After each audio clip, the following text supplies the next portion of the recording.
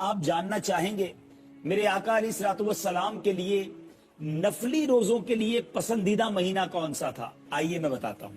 نبی پاک صلی اللہ علیہ وسلم حضرت سیدنا عبداللہ بن ابی قیس رضی اللہ تعالیٰ عنہ سے مروی ہے کہ انہوں نے ام المومنین سیدتنا عائشہ صدیقہ رضی اللہ تعالیٰ عنہا کو فرماتے سنا، میرے سرتاج صاحب معراج صلی اللہ تعالیٰ علیہ وسلم کا پسندیدہ مہینہ شعبان المعظم تھا کہ اس میں روزے رکھا کرتے، پھر اسے رمضان سے ملا دیتے۔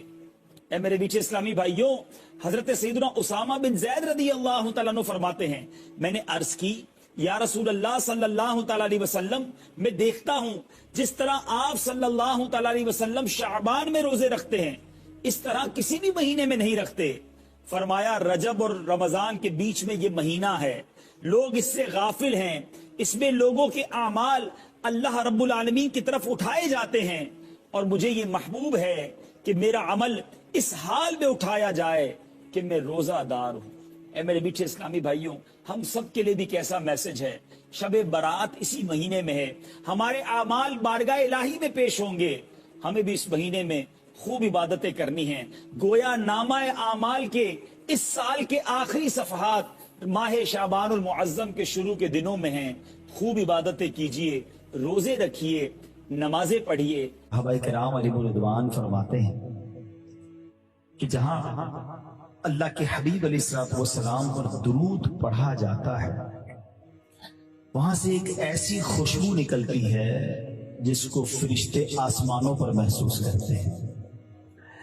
نارملی جب ہم خوشبو لگاتے ہیں یا خوشبو خریدنے جاتے ہیں تو دل میں تمنا ہوتی ہے، ہم اس کو کہتے ہیں ایسی خوشبو دو ذرا دور تک جائے، یہ لانگ لاسٹنگ ہو، مگر یہ کیسی خوشبو ہے کہ بندہ زمین پر درود پڑھے آسمان تک اس کی خوشبو جاتی ہے۔ اور اس کی بڑی لاجیکلی وجہ بھی ہے، یہ ذکر کس کا ہے، یہ بات کس کی ہے؟ یہ اس کا ذکر ہے جو خود مہکے آقا ہے۔ میرے آقا کیسے مہکے ہیں؟ پوچھو بریلی کے تاجدار سے، فرماتے کیا مہکتے ہیں مہکنے والے ہیں، بڑے آئے مہکنے والے، بڑے بڑے پرفیوم لگائے، بڑے مہنگے لوگ عطر لگاتے ہیں، مگر امام عشق و محبت کہتے ہیں کیا مہکتے ہیں مہکنے والے، بو پہ چلتے ہیں بھٹکنے والے۔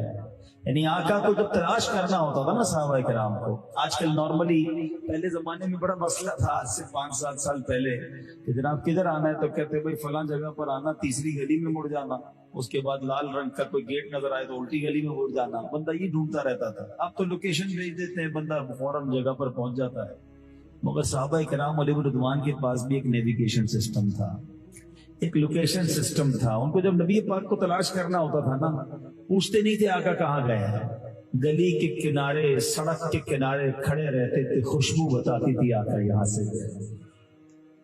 شناخت کیسے ہوتی تھی؟ بریلی کے تاجدار سے پوچھو، وہ فرماتے عنبر زمین، عبیر ہوا، مشک تر غبار۔ کہتے گلی کا حال کیا ہو جاتا تھا کہ زمین عنبر جیسی ہو جاتی، غبار مشک جیسا ہو جاتا، ہوا عبیر ہو جاتی۔ فرماتے عنبر زمین، عبیر ہوا، مشک تر غبار، ادنا سی یہ شناخت تیری راہ گزر کی ہے۔ بلکہ سچی بات بتاؤں، وہ تو 1400 سال پرانی بات تھی نا، آج بھی کسی کو مدینے لے جاؤ، عاشق رسول ہو، دل جو ہے وہ عشق رسول سے بھرا ہوا ہو، آنکھوں پہ پٹی باندھ دو، اسے نہ بتاؤ کہاں لے جا رہے ہو، وہ مدینے میں داخل ہوگا تو بتا دے گا یہ ہوائیں اور ہیں۔ اب تو خوشبو لگاتے پتہ کیوں ہے؟ میرا اور آپ کو خوشبو لگانے کا مقصد کیا ہے؟ کہ میرے اور آپ کے پسینے سے جو بو نکلتی ہے نا، اس سے کسی کو تکلیف نہ ہو، مجھے بھی نہ ہو، کسی اور کو بھی نہ ہو۔ باڈی سپرے بندہ کرتا ہے، عطر لگاتا ہے، مگر میرے آقا وہ ہیں جن کا پسینہ مشک سے زیادہ خوشبودار ہے۔ اچھا کیسا خوشبودار ہے کہ ایک بار صحابی رسول آئے، وہ کہتے ہیں حضور بچی کی شادی ہے اور خوشبو چاہیے۔ عرب کے لوگ بڑی خوشبو لگاتے ہیں، میں اللہ سے دعا کرتا ہوں رب کریم آپ کو جلدی جلدی مکے مدینے کی حاضری عطا فرمائے۔ جب وہاں جائیں گے بڑی مہنگی مہنگی عطر کی دکانیں، بڑا مہنگا عطر، وہ خوشبو بڑی شوق سے لگاتے ہیں۔ تو صحابی رسول نے کہا حضور بچی کی شادی، خوشبو چاہیے۔ پیارے آقا علیہ السلام والسلام نے ان کو پیسے نہیں دیے کہ یہ پیسے لو جا کے عطر خرید لو، فرمایا کل آنا، کھلے منہ والی شیشی لے کر آنا، ساتھ ایک لکڑی کا ٹکڑا بھی لانا، وہ صحابی حاضر ہوئے اور کھلے منہ والی شیشی لے کر آ گئے. پیارے آقا علیہ الصلوۃ والسلام نے ان کے سامنے ہی اپنے مبارک ہاتھوں سے پسینہ نکالنا شروع کیا. اچھا پسینہ مبارک نکالا اور اس شیشی میں بھر دیا اور کہا کہ جاؤ اپنی بیٹی کو دے دو جس کی شادی ہونے والی ہے, اس سے کہو کہ جب خوشبو کی ضرورت ہے تو اسے لگا لیا کرے.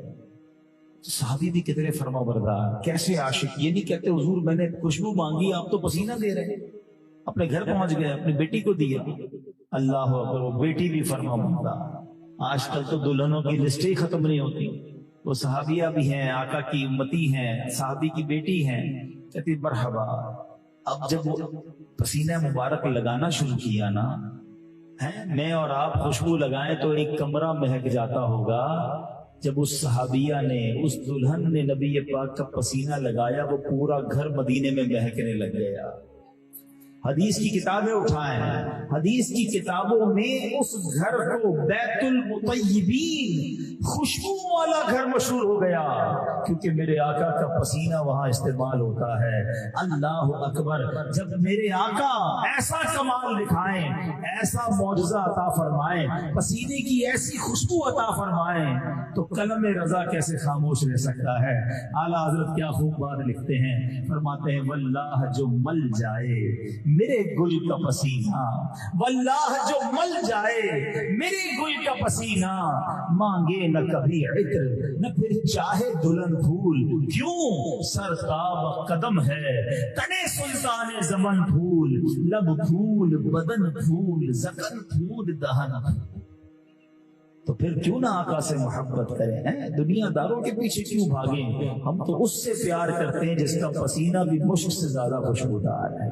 تو اگر واقعی کسی سے پیار کرنا ہے, کسی کو فالو کرنا ہے, کسی سے انسپائر ہونا ہے, کسی کا دیوانہ بننا ہے, تو نبی پاک سے زیادہ با کمال ہستی کوئی نہیں دنیا میں. میں چلے دنیا کے جس حسین سے آپ کو محبت ہے نا, دو ہی چیزیں میں بتاتا ہوں, باقی میں نبی پاک کے چہرے کی بات, آنکھوں کی بات, مبارک ہاتھوں کی, مبارک زلفوں کی بات کیا کروں. وہ دو چیزیں جو نارملی انسان کی وہ ہوتی ہیں جیسے دوسرا انسان گن کھاتا ہے, ایک پسینہ اور دوسرا تھوک. کسی کا تھوک بالکل اچھا نہیں لگتا. ابھی تو پسینے کی بات کی نا, نبی پاک کا پسینہ کیسا. آپ کچھ لعاب دہن کی بات بھی کر لیتے ہیں. ایک صحابی حضرت عتبہ بن فرقد رضی اللہ تعالیٰ, آپ کی 4 ازواج تھی, 4 بیویاں تھیں. اچھا عرب کے لوگ, میں نے بھی بتایا خوشبو بہت لگاتے ہیں, تو وہ بھی اپنے شوہر کے لیے زینت کرتی, خوشبو لگاتی, جائز اچھی بات. مگر وہ ایک بات نوٹ کرتی تھی کہ ہم جتنی مہنگی خوشبو لگا لیں, حضرت عتبہ میں سے جو خوشبو آتی ہے نا وہ ہم سب سے نرالی ہے. اچھا وہ گھر میں تھی تو یہ بھی دیکھتی تھی کہ آپ کو خوشبو استعمال بھی نہیں کرتے, نہ دیکھا بھی نہیں کبھی کہ خوشبو استعمال کرتے. کدھر چھپائی ہوئی ہے وہ خوشبو اور کب استعمال کرتے ہیں. چاروں نے میٹنگ کی اور حضرت عتبہ سے کہا کہ حضور ایک بات تو بتائیں, ہم چاروں خوشبو لگاتی ہیں الگ الگ, مگر آپ میں سے جو خوشبو آتی ہے وہ ہم سب سے اچھی ہے. اچھا کبھی خوشبو لگاتے دیکھا نہیں, خوشبو چھپائی کدھر ہے. آپ فرماتے میں تو کوئی خوشبو استعمال نہیں کرتا. خوشبو استعمال ہی نہیں کرتے. کہا نہیں, پھر خوشبو کیسے آتی ہے. اب بات یہ ہے کہ ایک بار میرے جسم پر آبلے پڑ گئے تھے, اسکن ڈیزیز, جلدی بیماری. اللہ اکبر. صحابہ کا عقیدہ دیکھو, جب بھی کوئی پرابلم ہوتی کہیں اور نہیں جاتے, نبی پاک کے در پہ حاضر ہوتے تھے. سب جانتے تھے نا, نہیں سنتا ہی نہیں مانگنے والا تیرا. آقا سے جا کر عرض کرتے حضور جسم پر آبلے پڑ گئے. نبی پاک علیہ الصلوۃ والسلام نے بھی کوئی کریم عطا نہیں فرمائی, کسی ڈاکٹر کا پتہ نہیں دیا. فرمایا عتبہ اپنا کرتا اتارو. کہتے میں نے کرتا اتارا, میرے آقا نے لعاب دہن نکالا, اپنے میرے جسم پر ملنا شروع کیا. پیارے آقا نے اپنا لعاب دہن مبارک تھوک جو ہے میرے جسم پر ملا. حضرت عتبہ کہتے ہیں وہ دن ہے, آج کا دن ہے, بیماری تو چلی گئی, جسم بہکے ہی جا رہا ہے.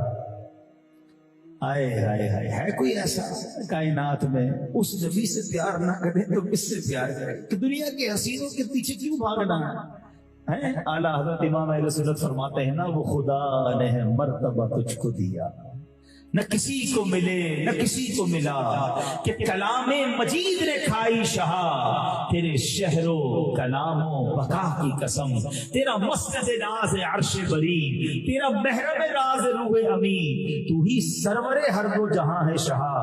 تیرا مثل نہیں ہے خدا کی قسم. تو آج سارے میرے بھائی نیت کریں کہ انشاءاللہ روزانہ کثرت کے ساتھ درود پاک پڑھیں گے. سوچو نا میں ادھر درود پڑھوں فرشتوں کو خوشبو جاتی ہے تو درود پڑھنے والے کی زندگی کیسی مہک جائے گی. ادھر انشاءاللہ زندگی بھی مہکے گی, ادھر قبر بھی مہک جائے گی انشاءاللہ. تو کثرت سے درود پاک پڑھنے کی نیت کریں. ایک بار محبت کے ساتھ بآواز بلند درود پاک بھی پڑھ لیں. صلو علی الحبیب صلی اللہ تعالی علی محمد صلی اللہ علیہ وسلم. آج جس موضوع پر میں نے چند مدنی پھول پیش کرنے ہیں, نبی پاک علیہ السلام کی شان بیان ہو رہی ہے. اللہ کے حبیب علیہ السلام کی شان کتنی نرالی ہے, سبحان اللہ. میرے آقا علیہ السلام کی شان یہ ہے کہ جتنے انبیاء گزرے اللہ نے ہر نبی کو کوئی نہ کوئی معجزہ عطا فرمایا, مگر سرور کائنات علیہ السلام کو جتنے انبیاء کو جتنے معجزات ملے نا, کم و بیش 1,24,000 انبیاء ہم کہتے ہیں, جتنے بھی اللہ کے نبی ہم سب پر ایمان لاتے ہیں, ان سب کے معجزات کا جو مجموعہ ہے, جو ٹوٹل ہے, وہ اللہ نے اپنے آخری نبی جناب رسول اللہ صلی اللہ علیہ وسلم کو عطا فرمایا. اچھا پھر صرف یہی نہیں, چند معجزات ایکسٹرا جس کو کہتے ہیں ایکسپشنل, خصائص کبریٰ جنہیں کہا جاتا ہے, جو کسی اور کو عطا نہیں کیے, وہ صرف نبی پاک صلی اللہ تعالی علیہ وسلم کو عطا کیے. اللہ اکبر. اچھا پھر ایک اور مزے کی بات, علماء کہتے ہیں جتنے معجزات ہیں نا جو میرے آقا کو عطا ہو, مثال کے طور پہ چاند کو 2 ٹکڑے کرنا, سورج کو واپس پلٹا دینا, کوئی ٹوٹا ہوا ہاتھ لے کر آتا, آقا لعاب دہن لگاتے ہاتھ جڑ جاتا, صحابی نکلی ہوئی آنکھ لے کر آتے, نبی پاک دم فرماتے, لعاب دہن لگاتے, آنکھ واپس رکھتے, پہلے سے زیادہ روشن ہو جاتی, ایک پیالہ دودھ کا ہوتا 70 صحابہ پی لیا کرتے. کتنے معجزات میں بیان کرتا چلا جاؤں, بلکہ گنتی نہیں ہو سکتی. مگر علماء بڑی کمال کی بات فرماتے ہیں کہ جتنے معجزات ہیں نا, یہ سارے معجزات سرور کائنات علیہ السلام کا جو مقام و مرتبہ ہے نا, اس کے مطابق یہ نارمل ہے. ہاں کیونکہ نبی پاک کی جو شان ہے نا, اب وجہ تخلیق کائنات ہے, یہ نارمل سی بات ہے. آقا علیہ السلام چاند کے 2 ٹکڑے فرما دیں, سورج کو واپس پلٹائیں, فرماتے صرف 2 معجزات ایسے ہیں, ان تمام معجزات میں 2 معجزات ایسے ہیں کہ جو نبی پاک کی شان بیان کرتے ہیں, جو آقا کا کیلیبر ہے, سٹیٹس ہے, مقام ہے بارگاہ الہی میں, اس کے مطابق جو معجزات ہیں وہ 2 ہیں جو بتاتے ہیں کہ سرور کائنات علیہ السلام کتنی بڑی ہستی اور آپ کا مقام کیا ہے. اس میں ایک معجزہ کون سا ہے؟ وہ معجزہ ہے معراج مصطفیٰ. ہاں اللہ کو کسی نے بھی نہیں دیکھا تھا, سر کی آنکھوں سے رب کا کسی نے دیدار نہیں کیا. ایک بار کوشش کی تھی حضرت موسیٰ علیہ نبینا علیہ السلام. حضرت موسیٰ کون ہے؟ کلیم اللہ. What is the meaning of کلیم اللہ؟ اللہ سے ہم کلام ہوتے تھے, بات کرتے تھے. اچھا دنیا کا بھی دستور ہے کہ آپ کسی کی بڑی عزت کرتے ہو, رسپیکٹ کرتے ہو, اور آپ کی اس سے بات ہو اور آپ اسے دیکھا نہ ہو ابھی تک, تو آپ کیا چاہتے ہیں کہ یار بات تو ہوتی ہے, دیدار بھی ہو جائے. اتنی بار بات ہوئی, کبھی ملاقات بھی ہو جائے. حضرت موسیٰ کو شرف تھا کہ اللہ سے بات کرتے تھے, کلام کرتے تھے. عرض کیا یا اللہ کلام کا شرف تو دے دیا, اب اپنا دیدار بھی کرا دے. آپ نے ریکویسٹ کی, ارشاد کیا ہوا, لن ترانی, اے موسیٰ تم مجھے نہیں دیکھ سکو. آپ کی ریکویسٹ ہے اور وہاں سے منع کر دیا گیا. اور اب ایک پہاڑ پر اللہ نے اپنے نور کی تجلی نازل فرمائی. حضرت موسیٰ اس تجلی کو بھی نہ دیکھ پائے, تاب نہ لا سکے, اور آپ بے ہوش ہو گئے. ٹھیک ہے, سمجھیے گا بات کو. آج تھوڑا سا فرق سمجھو کلیم اللہ اور حبیب اللہ میں. حضرت موسیٰ کلیم اللہ ہے, ریکویسٹ کر رہے ہیں, منع کر دیا گیا. تجلی جب نازل ہوئی تو آپ تاب نہ لا سکے, بے ہوش ہو گئے. اور ادھر میرے آقا مکہ پاک میں ام ہانی کے گھر آرام فرما رہے ہیں. 27ویں رجب کی رات ہے, جبریل امین آتے ہیں, جگاتے اور کہتے حضور رب نے بلایا ہے. ادھر منع کیا جا رہا ہے, ادھر بلوایا جا رہا ہے. اس خوبصورت بات کو بریلی کے تاجدار کیسے لکھتے ہیں؟ آپ فرماتے تبارک اللہ, شان تیری, تجھی کو زیبا ہے بے نیازی. اے اللہ تیری شان بے نیازی بھی کمال کی ہے, تیری شان نرالی ہے. یا اللہ کہیں تو منع فرما رہا ہے, لن ترانی فرمایا جا رہا ہے, اور کہیں محبوب کو بلایا جا رہا ہے. سنو اعلیٰ حضرت کیا کہتے ہیں, تبارک اللہ شان تیری, تجھی کو زیبا ہے بے نیازی, کہیں تو وہ جوش لن ترانی, کہیں تقاضے وصال کے تھے, کہیں تو بلایا جا رہا ہے. تو یہ شان ہے میرے آقا کی کہ سارے انبیاء کے جو معجزات وہ دیے گئے, اور پھر ایک ایسا معجزہ وہ معراج, رب نے اپنا دیدار کروایا. اور دوسرا معجزہ جس پر آج میں نے بات کرنی ہے, دیکھو نا جتنے معجزات ہیں, ہم میں سے کسی نے معجزے دیکھے تو نہیں نا, جب بھی سنتے ایمان تازہ ہو جاتا ہے. بچپن سے سن رہے صحیح, کئی 100 بار معجزے سنے ہیں, مگر مزے کی بات ہے جتنی بار سنتے ہیں دل خوش ہوتا ہے, ایمان تازہ ہوتا ہے. اس کی وجہ ہے, اس کی وجہ پتہ کیا ہے, جس سے پیار ہوتا ہے نا, جب بھی اس کی تعریف کرو محبوب کی اچھی لگتی ہے. جتنے عاشق رسول ہوں گے نا وہ 1000 بار نبی پاک کی تعریف سنے, ایک ہی واقعے کو بار بار سنے, جب بھی سنتے ایمان تازہ ہوتا ہے, کیونکہ محبوب کی بات ہو رہی ہے, حبیب کی بات ہو رہی ہے. تو سبحان اللہ. لیکن we are not there, ہم ادھر تھے نہیں, ہم تو 1400 سال بعد سن رہے ہیں. مگر ایک معجزہ ایسا ہے میرے پیارے اسلامی بھائیوں جو آج بھی ہمارے درمیان موجود ہے, ہم آج بھی اس کی برکتیں لے سکتے ہیں. اور ایک اور مزے کی بات بتاؤں, وہ سب سے بڑا معجزہ, اس کو اعظم المعجزات کہا گیا, the biggest miracle of رسول اللہ صلی اللہ علیہ وسلم, سب سے بڑا معجزہ ہے اور ہمارے پاس ہے. اب وہ کون سا معجزہ ہے؟ وہ معجزہ ہے قرآن مجید فرقان حمید. ہاں یہ سب سے بڑا معجزہ ہے. اللہ نے فرمایا کہ اگر ہم اس کو کسی پہاڑ پر نازل کرتے, وہ پہاڑ بھی ریزہ ریزہ ہو جاتا اللہ کے خوف سے. پھر کہاں نازل کرتے؟ پہاڑ تو بڑا مضبوط ہوتا ہے نا. اب اللہ نے قلب مصطفیٰ صلی اللہ علیہ وسلم کو وہ طاقت بخشی کہ قرآن آپ کے قلب اقدس پر نازل ہوتا ہے. اور سبحان اللہ, اللہ نے اس کی حفاظت کا انتظام کیسا کیا کہ آج 1450 سال گزر گئے, کوئی زبر زیر پیش میں فرق نہیں لا سکا. کروڑوں دلوں میں قرآن محفوظ ہے.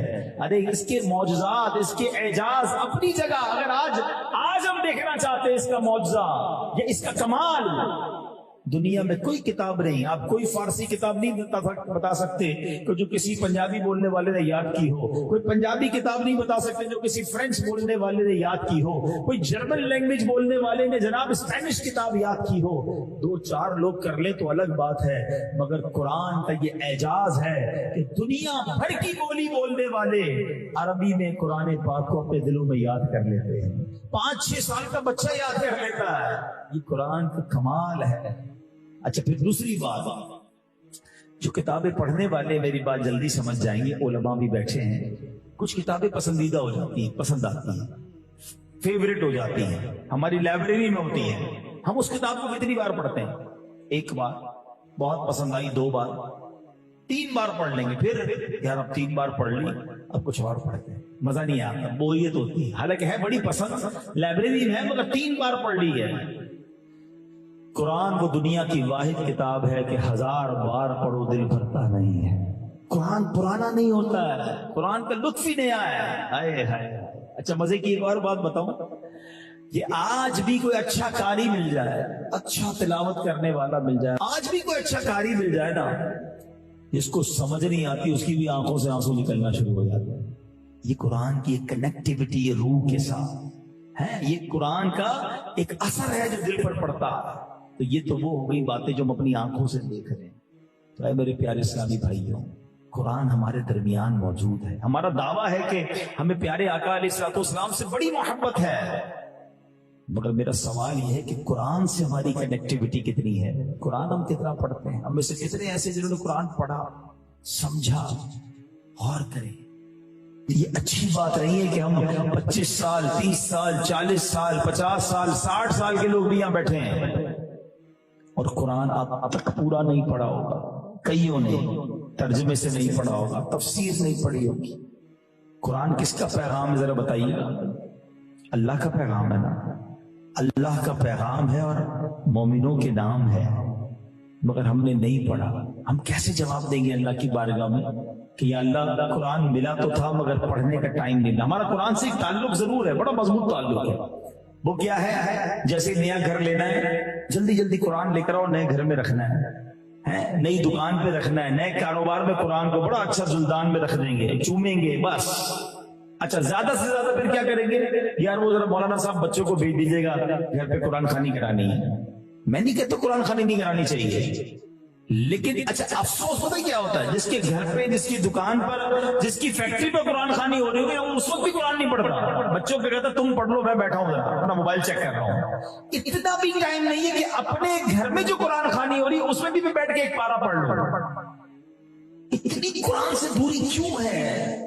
حالانکہ یہ تو میرے آقا کا عظیم معجزہ اور رب کا کلام ہے، مگر آج ہم قرآن نہیں پڑھتے۔ حدیث پاک میں آتا ہے وہ دل ویران ہے جس میں کچھ قرآن نہیں ہے۔ بتاؤ نا کہ ہمارے دل میں کچھ قرآن ہے؟ اور احادیث میں یہ بھی مضمون ملتا ہے کہ میں نہیں کہتا الف لام میم ایک حرف ہے، الف ایک حرف ہے، لام ایک حرف ہے، میم ایک حرف ہے، ہر حرف کے بدلے 10 نیکیاں۔ ایک صحابی رسول قرآن کی تلاوت کر رہے تھے، ان کا گھوڑا بتکنے لگا، باہر آئے، 2-3 بار ایسا ہوا، آسمان پر دیکھا تو پورے آسمان پر عجیب منظر تھا۔ صبح نبی پاک علیہ السلام سے ان صحابی نے عرض کی حضور رات بڑا عجیب منظر تھا، آسمان پر عجب کمکمے لگے تھے، ایسا لگ رہا تھا جھومر لگے ہوئے۔ نبی پاک نے فرمایا اے اسید، ان صحابی کا نام اسید تھا، وہ فرشتے تھے جو تمہاری تلاوت سن کر نیچے آ رہے تھے، اگر تم تلاوت جاری رکھتے تو صبح سارے شہر والے فرشتوں کا دیدار کر لیتے۔ اگر چاہتے ہو نا تمہارے گھر پر فرشتے نازل ہو، اگر چاہتے ہو تمہارے کاروبار پر فرشتے نازل ہو تو قرآن پڑھے نا، لیکن قرآن سے اتنی دوری ہے۔ ہمارا قرآن کا انٹریکشن پتہ ہے کیسا ہے؟ ایک واقعہ پہلے بھی کئی بار میں نے بیان میں دہرایا ہے کہ ایک خاتون تھی، بوڑھی خاتون، ان کا ایک نوجوان بیٹا تھا، غریب تھی، پیسے جمع کیے، اپنے بچے کو بیرون ملک بھیج دیا کام کرنے کے لیے کہ وہاں جائے گا، کمائے گا، مجھے بھی پیسے بھیجے گا، میرا علاج بھی ہو جائے گا، گھر بھی خرید دوں گی۔ بیٹا چلا گیا، تھا بڑا فرما بردار بیٹا۔ 1 مہینے بعد اس کا خط آیا، خاتون نے خط دیکھا، پڑھنا تو آتا نہیں تھا، خط چوما، آنکھوں سے لگایا، میرے بیٹے نے ولایت سے خط لکھا ہے، دراز میں رکھ دیا۔ اگلے مہینے پھر خط آیا، پھر چوما، پھر دراز میں رکھ دیا۔ ہر مہینے خط آتا تھا، پڑھنا آتا نہیں تھا، چومتی رہی، آنکھوں سے لگاتی رہی، دراز میں ڈالتی رہی، لیکن پیسے نہیں تھے، بیماری بڑھتی گئی، آخر وہ عورت انتقال کر گئی۔ پڑوس کے لوگ آئے، دراز کھولی تو بہت سارے خط ملے، اور جب ان خطوں کو کھولا گیا، ان لیٹرز کو کھولا گیا تو ہر انویلپ میں، ہر خط کے ساتھ ایک منی آرڈر تھا۔ وہ بیٹا بیچارہ ہر مہینے ماں کو پیسے بھیجتا تھا، ماں ان پڑھ تھی، چومتی تو تھی مگر کھولتی نہیں تھی، پڑھتی نہیں تھی، ہزاروں لاکھوں روپے آ چکے تھے مگر ماں کو ملے نہیں، علاج بھی نہیں ہو سکا، ماں دنیا سے چلی گئی۔ یہ تو ایک واقعہ ہے، مگر ہمارا قرآن سے کیا تعلق ہے؟ چومتے ہیں، آنکھوں سے لگاتے ہیں، گھر میں رکھتے ہیں، کبھی کھولو تو صحیح اندر کتنے خزانے ہیں، اللہ نے کتنی نعمتیں بھیجی ہیں۔ قرآن میں شفا ہے، قرآن میں برکت ہے، قرآن میں ہمارے لیے رہنمائی ہے، مگر قرآن پڑھنے کے لیے کوئی تیاری نہیں ہے۔ گھنٹوں موبائل کے ساتھ لگے رہیں گے، اتنے سافٹ ویئر موبائل میں ڈاؤن لوڈ ہیں، اور کتنے ہیں، سارا دن انگوٹھے درد ہو جاتے ہیں، اتنا موبائل یوز کرتے ہیں۔ مگر کبھی سوچا کہ یہ جیسے ہی میں دنیا سے جاؤں گا یہ سارے سافٹ ویئر آف لائن ہو جائیں گے؟ ہمارا دوست ڈھونڈیں گے، یار 1 دن ہو گیا ابھی تک آن لائن نہیں ہوا، 2 دن ہو گئے آن لائن، موبائل تو بتا دیتا ہے نا، واٹس ایپ بتاتا ہے اتنے گھنٹے پہلے آن لائن ہوا، 2 دن سے آن لائن نہیں، خیر تو خبر تو لو، بندہ کدھر گیا؟ اور پھر پتہ چلتا ہے بندہ خود ہی آف لائن ہو گیا، قبر میں چلا گیا۔ جب ہم مریں گے نا ہمارے سارے سافٹ ویئر آف لائن ہو جائیں گے۔ بلکہ میں آپ کو صحیح بتاؤں، ایسا میرے ساتھ واقعہ بھی ہوا۔ میں پہلے یہ بیان کرتا تھا کہ ہم مریں گے تو ہمارے موبائل کے سافٹ ویئر آف لائن ہوں گے۔ میرے ساتھ ایک واقعہ کیا ہوا کہ ایک بار ہم کچھ صفائی کر رہے تھے اپنے آفس کی، تو ایک فائل نکلی، وہ فائل کسی کی امانت تھی۔ میں نے کہا یار یہ فائل تو ہماری نہیں ہے، اس کی ہے، اس کا نمبر بھی لکھا تھا اوپر۔ میں نے کہا فون کرو، اس کی فائل دے تو بیچارے کو کام آئے گی۔ ہم نے فون کیا، فون بند، اب کدھر ڈھونڈے؟ تو میں نے کہا یار ہر بندے ہی آج کل سوشل میڈیا پہ اس کا نام ڈالو، اس کا کوئی پیج ویج ہوگا، اکاؤنٹ ہوگا، اس کو وہاں میسج کر۔ میں نے چیک کیا تو اس کا اکاؤنٹ مل گیا۔ جب اکاؤنٹ مل گیا تو میں نے چیک کیا اس کے اکاؤنٹ میں، تو 1 سال سے کوئی پوسٹ نہیں لگائی تھی اس نے. میں نے کہا 1 سال ہو گیا بندے نے آن لائن نہیں ہوا. تو میں نے پھر اس کے فیملی کے اکاؤنٹ میں گیا تو بچے کا نام آ گیا، بچے کو کلک کیا تو بچے کا اکاؤنٹ کھل گیا. میں نے ادھر میسج کیا کہ مجھے ضروری کام ہے، آپ کے والد کی کوئی امانت ہے، آپ فون کریں. اس کے بیٹے کا تھوڑی دیر بعد فون آ گیا، جی فرمائیں. میں نے کہا آپ کے ابو کا ہیں؟ تو ابو کا تو 1 سال پہلے انتقال ہو گیا.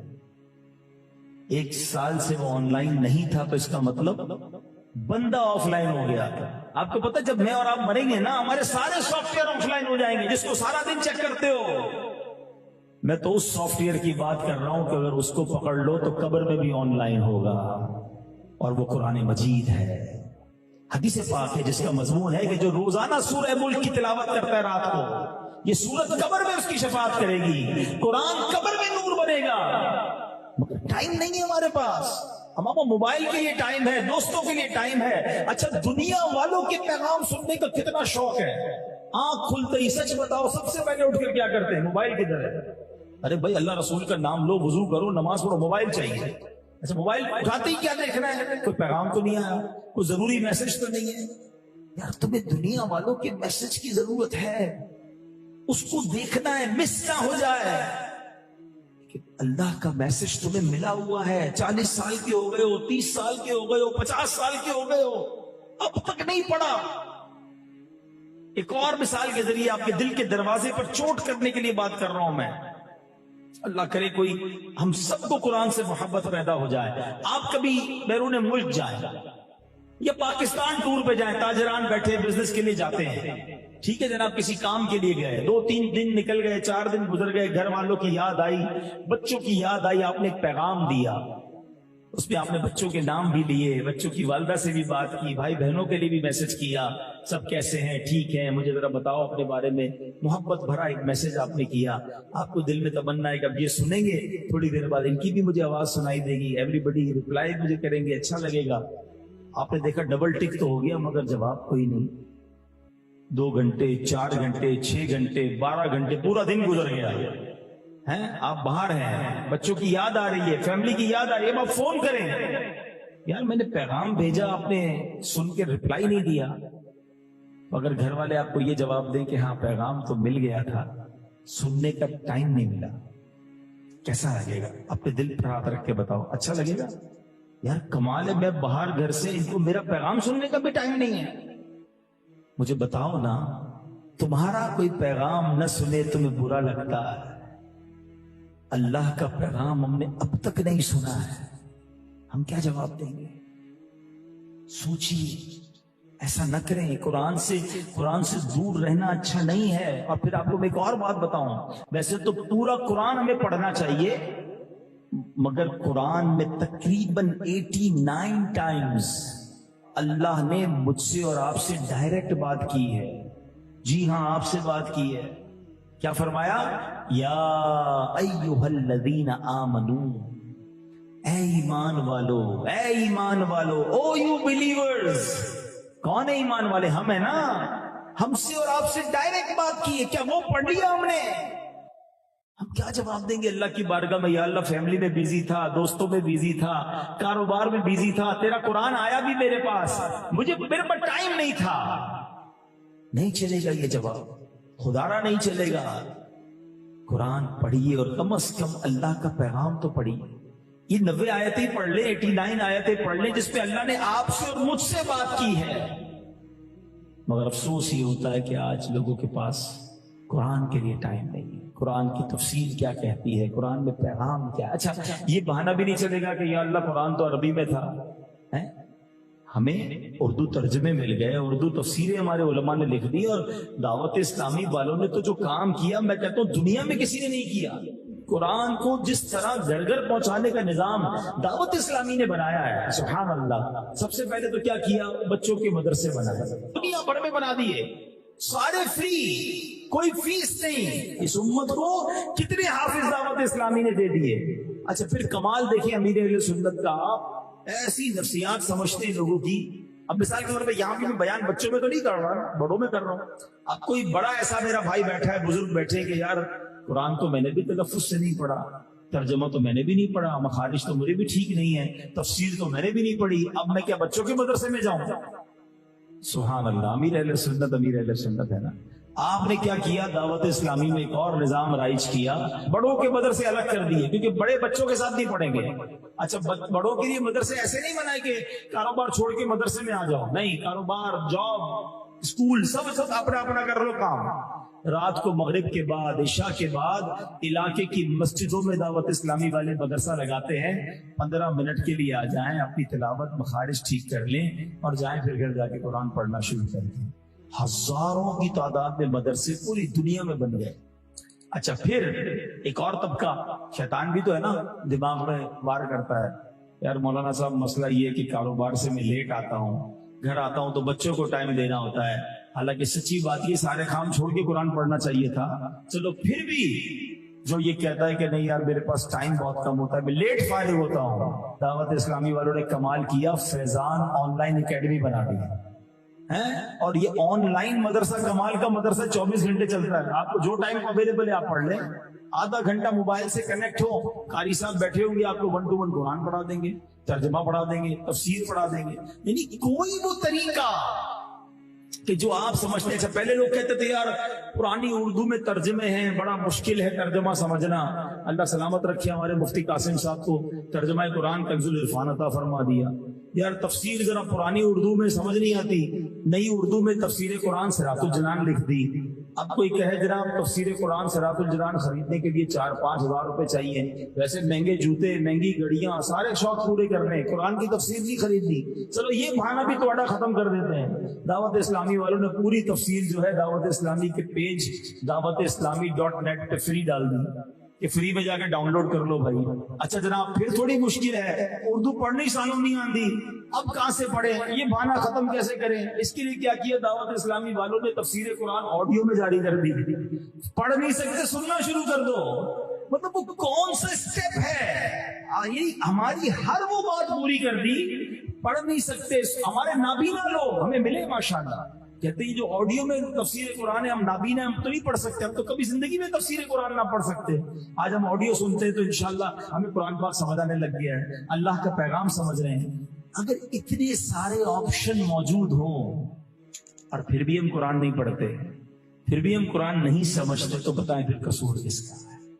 اور میں اس بیان کے آخر میں ایک آیت بھی آپ کے سامنے وہ رکھنا چاہتا ہوں, جو میں نے کہا نا کہ 89 کے قریب آیت, اے ایمان والو, کیونکہ وہ ساری تو میں آج بیان نہیں کر سکوں گا, لیکن آپ کو ایک طریقہ بتاتا ہوں کہ روز کی ایک آیت آپ پڑھیں, اس کا ترجمہ اور تفسیر.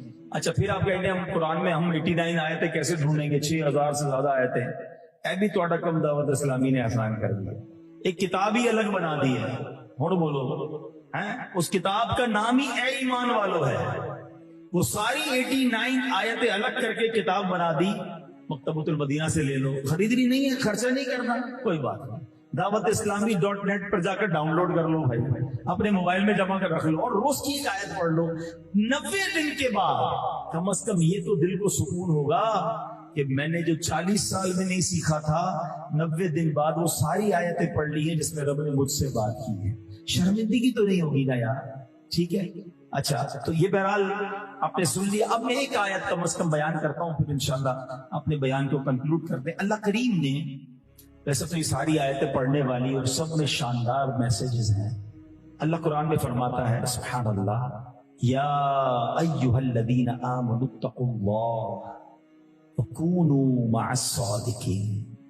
اللہ قرآن میں فرماتا ہے اے ایمان والو. مجھ سے اور آپ سے بات ہو رہی ہے, ڈائریکٹلی آرڈر فرام اللہ سبحانہ و تعالیٰ. ڈائریکٹ اللہ مجھے اور آپ کو ایک حکم ارشاد فرما رہا ہے, ہمیں پیغام مل رہا ہے, اے ایمان والو اللہ سے ڈرو اور سچوں کے ساتھ ہو جاؤ. کتنی مختصر آیت ہے, مگر یقین کریں اگر ان 2 چیزوں پر عمل کر لینا بیڑا پار ہے, سارے کام سیدھے ہو جائیں گے. اللہ کا دل میں خوف آ جائے نا. پرابلم یہ ہے, ہمیں دنیا والوں کا خوف ہے, میں اللہ کا خوف نہیں. یار دوست نہ دیکھ لے, والد نہ دیکھ لیں, ذرا پڑوسی نہ دیکھ لے, کہیں اور چلتے ہیں یار. یہ والا گناہ والا کام جو ہے نا فیصلہ آباد میں نہیں کرتے, کہیں اور چلتے ہیں. بندہ چھپ چھپ کے جاتے ہیں گناہ کرنے کے لیے, علاقہ بدل بدل کے. یار لائٹ بند کر دو, ہیڈ فون لگا لو, کوئی دیکھ نہ لے. کہیں بھی چلے جاؤ رب دیکھ رہا ہے، اللہ دیکھ رہا ہے۔ اللہ کا خوف ہونا چاہیے ہمیں، دنیا کا خوف۔ کاروبار میں گورنمنٹ نہ دیکھ لے، ٹیکس والے نہ دیکھ لیں، اس کا خوف ہے، کوئی اور نہیں دیکھ رہا، جو بےایمانی کرنی کر لو۔ کوئی ناپ تول میں کمی کر رہا ہے، کوئی اپنے سودے میں ملاوٹ کر رہا ہے، ہاتھ جوڑ کر عرض کروں گا، تھوڑے پیسے اگر اللہ نہ کرے کوئی جھوٹ بول کر ملاوٹ کر کے اپنے غلے میں کوئی گڑبڑ کر کے بڑھا بھی لے گا، کیا کرے گا ان پیسوں کا؟ یہ حرام کی روزی بربادی لاتی ہے۔ ایک بار نبی پاک علیہ السلام ایک غلے والے کے پاس گئے اور آپ نے دیکھا، آپ نے غلہ دیکھا، وہ ڈھیر غلے کا بڑا اچھا تھا، آپ نے اندر ہاتھ ڈالا تو اندر سے گیلا تھا۔ پیارے آقا علیہ السلام نے فرمایا یہ کیا ہے؟ تو کہا حضور بارش آئی تھی، یہ بارش کی وجہ سے گیلا ہو گیا۔ تو آقا علیہ السلام نے فرمایا کہ اس گیلے کو اوپر کیوں نہیں رکھا؟ اگر بارش سے گیلا ہو گیا تھا تو اوپر رکھتے نا، تاکہ گاہک کو پتہ چلتا کہ گیلا مال ہے، اس میں پانی ہے، تم نے چھپا دیا اس کو نیچے۔ اور پھر وہ تاریخی جملہ ارشاد فرمایا، من غش فلیس منی، جو دھوکہ دے وہ ہم میں سے نہیں۔ اب ذرا غور کرو، اس حدیث کی شدت کو محسوس کرو۔ اگر آقا ہی فرما دے کہ تم ہم میں سے نہیں، شفاعت کس سے لیں گے؟ جنت میں کس کے پیچھے جائیں گے؟ دامن میں کس کے جا کے چھپیں گے؟ اگر نبی پاک ہی ناراض ہو گئے۔ مگر آج افسوس یہ ہے کہ جس کو جدھر دھوکے کا موقع ملتا ہے، جس کو جدھر چانس ملتا ہے، وہ ادھر ڈنڈی مار لیتا ہے۔ ٹھیلے والے کے پاس جاؤ تو جناب اوپر اچھے اچھے فروٹ رکھے گا، پوری پیٹی لے کر آؤ، آدھی نیچے سے خراب نکلتی ہے۔ اس کو کیا کرے گا ان پیسوں کا؟ سودا بھرتے بھرتے ایک آدھا سیب کم کر لے گا، یا اللہ نہ کرے تو بٹے ایسے مٹی والے رکھے گا کہ اس کا وزن زیادہ ہو جائے۔ تھوڑے سے پیسوں سے کیا کر لو گے یار؟ ان چیزوں کو بچوں کو کھلاؤ گے؟ یعنی اتنا برا حال ہو گیا، اتنی بے خوفی ہو گئی ہے کہ ملاوٹ کا حال یہ ہے کہ دوائیوں میں ملاوٹ۔ یار دوائی تو جان بچانے کے لیے ہوتی ہے، پتہ نہیں کیا ہو گیا لوگوں کو۔ خدا کا خوف پیدا کرو، کوئی دیکھے کہ نہ دیکھے، کسی کو پتا چلے کہ نہ چلے، مجھے اللہ کی بارگاہ میں جواب دینا۔ ایک بار غالباً یہ حضرت ابراہیم بن ادھم رحمۃ اللہ تعالی علیہ کا واقعہ، آپ کہیں جا رہے تھے بازار میں تو ایک بدماش نے ایک عورت کو پکڑ لیا، ہاتھ میں ایک چاقو تھا، بری نیت تھی، لوگ آس پاس کھڑے تھے تو کوئی آگے نہیں بڑھ رہا تھا، ہمت نہیں کر رہا تھا کہ عورت کو چھڑائے، وہ بدماش تھا۔ تو یہ بزرگ گئے اور اس کے کان میں کچھ کہا، اس کے ہاتھ سے چھری یا چاقو بھی گرا اور وہ بے ہوش ہو گیا، تھر تھر کانپنے لگا۔ تھوڑی دیر بعد ہوش آیا تو لوگوں نے کہا تمہیں کیا ہو گیا تھا؟ کہا یہ تو چھوڑو، یہ بتاؤ وہ بزرگ کون تھے؟ کہا وہ تو زمانے کے ولی حضرت ابراہیم بن ادھم رحمۃ اللہ تعالی علیہ۔ کہا تمہارے کان میں کیا کہا انہوں نے؟ کہا بس جو بھی آیا تھا اس نے میرے کان میں یہ کہا کہ جو تو اس وقت کر رہا ہے وہ رب دیکھ رہا ہے۔ بس میں نے یہ سنا اور مجھ پر خوف طاری ہو۔ کاش آمین کہہ دو، اللہ کرے کہ دل میں یہ ایسا چسپاں ہو جائے کہ جب گناہ کا جی چاہے نا، کہ دل کہے کہ اللہ دیکھ رہا ہے، مت کر، اللہ دیکھ رہا ہے۔ ہمیں دنیا کا خوف ہے، میرے رب کا خوف نہیں۔ قرآن کہہ رہا ہے ایمان والو اللہ سے ڈرو۔ اور پھر آگے کیا کہا؟ وَكُونُوا مَعَ الصَّادِقِينَ، سچوں کے ساتھ ہو جاؤ۔ یہ بھی بڑا مسئلہ ہے۔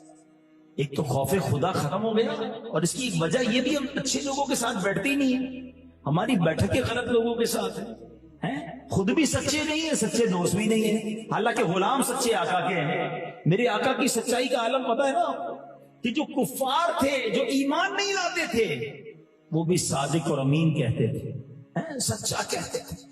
اور ہم حال یہ کہ کوئی سچ بولنے کے لیے تیار ہی نہیں ہے، کاروبار میں بھی جھوٹ، میری اتنے کی خرید ہے، اللہ کی قسم اتنے کی خرید ہے۔ ارے کیوں تم نے غلط بیانی کرنی ہے بھائی؟ کوئی کہتا میرے کوئی کپڑا لینے گئے، کوئی چیز لینے گئے، بھائی کتنے کی؟ 5,000 روپے۔ بھائی 4,000 کی دے دو، کہتے 4,500 کی تو میری خرید ہے۔ تھوڑا آگے جاتے تو کہتے جاؤ 4,000 میں لے جاؤ۔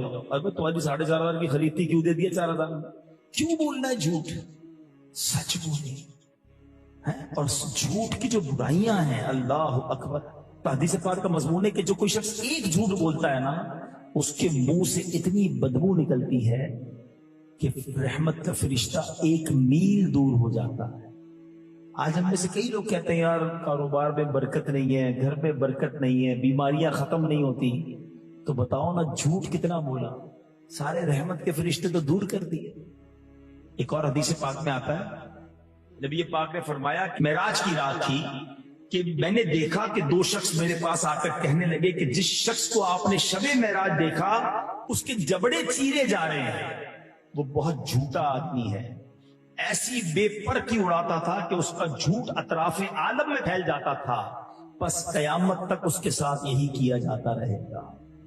اچھا، آپ پہلے کیا ہوتا تھا؟ دوست کے ساتھ جھوٹ بولتے تھے، ایک کے ساتھ۔ اب سوشل میڈیا پہ جھوٹ بولتے ہیں تاکہ 1,00,000 لوگ سنیں اور ہم مر جائیں پھر بھی یہ چلتا رہے کلپ۔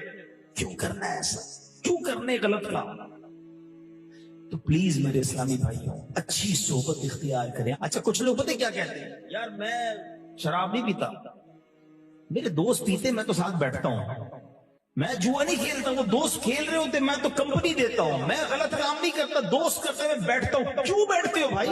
ایسی بری کمپنی میں کیا کرنا ہے میں نے؟ جدھر رب کی طرف سے لعنت برس رہی ہے میں ادھر بیٹھا ہوں۔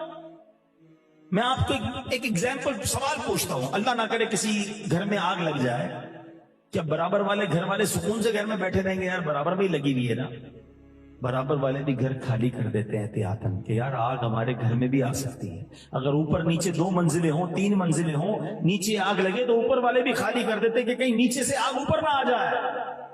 یار کمال کے آدمی ہیں، دنیا کی آگ لگے تو گھر خالی کر کے دور ہو جاتے ہیں، جہاں جہنم کی آگ لگی ہے وہاں دوستوں میں بیٹھنے ساتھ جا کچھ نہیں ہوتا مجھے۔ یہی آگ تمہیں برباد کر سکتی ہے۔ بیٹھو نا اچھے لوگوں کی صحبت میں، فرق سمجھو برے اور اچھے لوگوں کا۔